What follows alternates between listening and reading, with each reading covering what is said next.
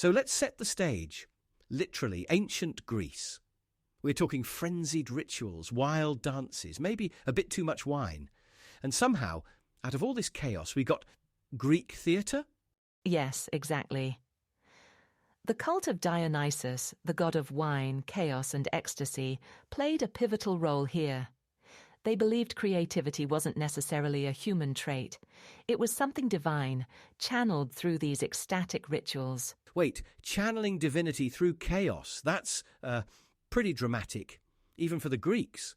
It was dramatic. These rituals were intense. Music, dancing, people essentially losing themselves to tap into this boundless creative energy. And from this frenzy emerged Greek theatre, tragedy and comedy alike. So what, all the wine and dancing somehow turned into Oedipus Rex? That's quite the leap. Not as much of a leap as it sounds. Think of it as emotional alchemy. They took the rawness of human suffering, joy and chaos, and refined it into something deeply artistic. Theatre became a way to explore and even process those emotions through storytelling. Right, and we still study these plays today. I mean, that's staying power. But where does this mad genius bit come into play? It starts with their philosophers. Plato, for example, saw creativity as a form of divine madness, this supernatural gift that bordered on dangerous. Classic Plato. Always making things sound mystical and slightly ominous. Whereas Aristotle grounded the concept in human ability. He saw genius as the result of discipline and deliberate effort, rather than otherworldly inspiration. It became this fascinating debate. Is creativity something we summon rationally, or is it entirely chaotic and beyond our control? It's probably both, right? A bit of divine madness for the spark, and then some logic to hammer it into shape. Otherwise, you'd just have people running around shouting poetry at each other and calling it a day. Well, there's some truth to that. But for the Greeks, this idea of balance between chaos and reason was key.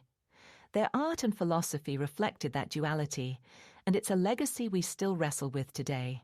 Okay, but before we start feeling too sophisticated here, let's talk about the street performances you mentioned earlier, Elena. You were saying they've got some Dionysian vibes. They do.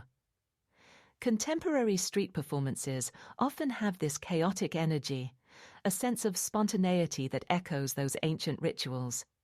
It's fascinating how the spirit of Dionysus, letting go, embracing the unpredictable, still appears in modern creativity. So in a way, we've come full circle. From the frenzied madness of Greek cults to street artists juggling flaming torches. Creativity's greatest hits, really. Exactly.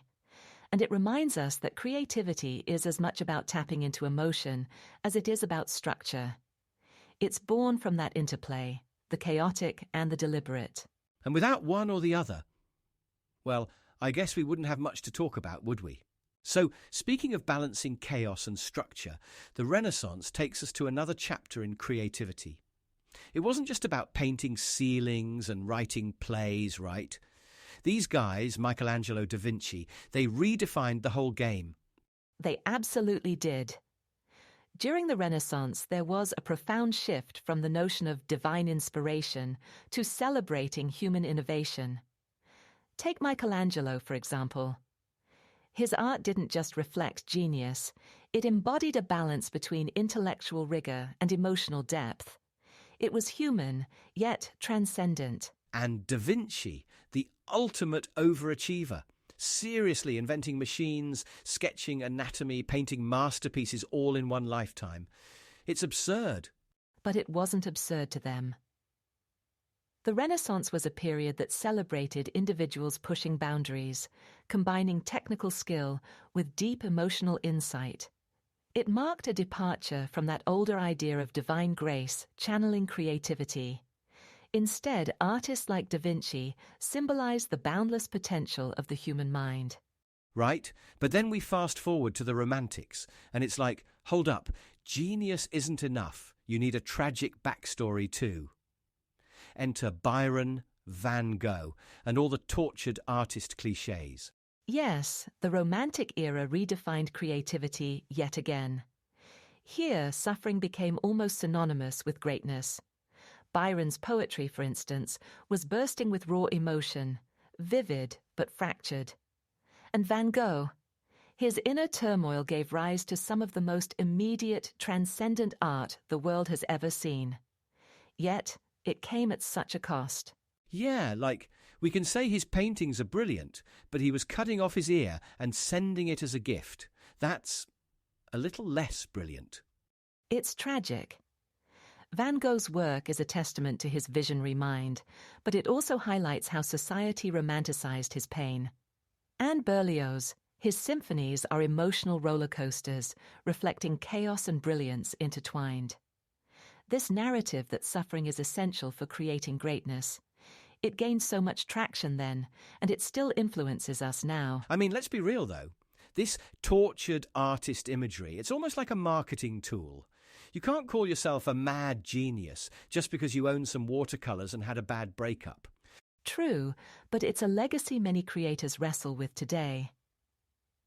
For example, modern urban poets often feel trapped by this expectation. There's this pressure to lean into isolation or anguish because that's what's culturally associated with authenticity in art.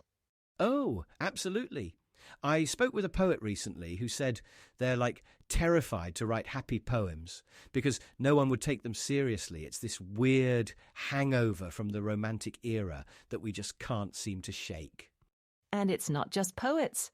Across mediums, there remains this glorification of suffering, as though genius and mental anguish go hand in hand. But, Oliver, that notion is being questioned more and more. For many, creativity isn't born from suffering, but from connection, inspiration, and even joy. Right? And maybe we need to stop romanticizing the anguish and start celebrating what creativity can do for us, not just what it costs us. So we've talked about the tortured artist and the lonely genius, but does that romanticized idea still hold water? What does modern psychology actually say about all this? Well, the romanticized notion of the mad genius really doesn't hold up when you look at the research. Psychologists like Mihaly Csikszentmihalyi have found that creativity is more often the result of healthy cognitive processes, like what he called flow states, rather than any emotional suffering. Wait, so we're not creating masterpieces because we're, I don't know, crying into our tea every morning? Not exactly, no. Csikszentmihalyi's idea of flow is fascinating. It describes those immersive moments when we're so focused on a task that everything else fades, and creativity feels almost effortless. It's a state of balance, not chaos. Huh? So being in the zone might actually be the key. And here, I thought you needed some tragic backstory to go with it. That's precisely the myth we're deconstructing. And it's not just about individual creativity. Modern psychology also highlights the power of collaborative creativity, what some researchers call knowledge ecologies. It's the idea that innovation thrives in diverse groups, where ideas can flow and evolve collectively. Right? Like open source software. Or even art collectives, places where creativity becomes a team sport. Exactly. It's a stark contrast to the lone genius narrative. And what's incredible is that while creativity can certainly thrive in solitude, these collaborative environments often produce innovation that's otherwise unreachable. So, more brains are better than one. Not exactly groundbreaking, but hey, it works. It's not just about numbers, Oliver. It's about connection. Shared insights create a space where people feel safe to experiment and explore. And that collaborative spirit isn't limited to high-tech labs or art studios either. Even community art projects can make a huge difference. Oh, like those art initiatives in London, the ones tackling isolation. Yes. These programs bring people together to create something that's meaningful to their community. But beyond the art itself, they help combat loneliness, foster empathy, and redefine creativity not as the domain of a select few, but something inherently human and shared. So creativity isn't about being special, it's about being, well, connected. That's a much less intimidating prospect, actually. It really is.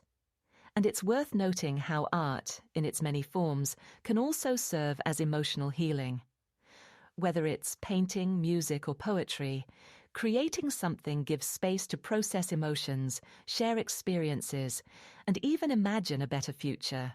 Right, and there's power in that. It's not about making a Mona Lisa, it's about finding meaning, even in the messy stuff.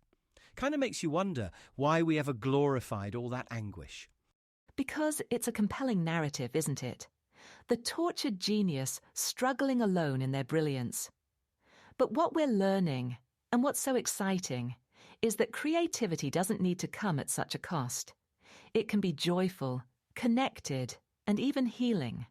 So I guess the takeaway here is that creativity is a lot more democratic than we thought.